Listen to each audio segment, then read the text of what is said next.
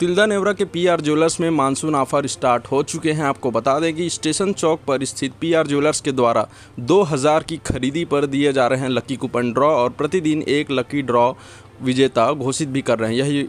यह ऑफ़र जो है 1 अगस्त से 30 सितंबर तक चलाया जा रहा है, जिसमें प्रतिदिन एक विजेता को पुरस्कार भी दिया जा रहा है। आपको बता दें कि ग्राहक इस मानसून ऑफ़र का भरपूर लाभ भी उठा रहे हैं और 30 सितंबर तक चलने वाले इस कूपन योजना का प्रतिदिन शाम को लकी ड्रॉ भी निकाला जा रहा है।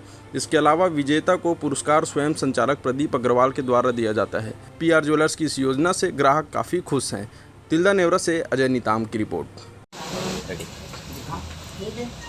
हमारे यहाँ पीआर ज्वेलर्स तिल्दा में अभी मानसून ऑफर चलाया जा रहा है, जिसमें प्रत्येक दिन एक इनाम निकलता है और एक लकी कस्टमर को हम अपने दुकान के द्वारा एक उनको गिफ्ट दिया जाता है, जिसमें 1 अगस्त से लेकर 30 सितंबर तक यह ऑफर चल रहा है। अभी तक हमने 23 लोगों को इनाम दे दिया है। उन्हें बहुत बहुत बधाई।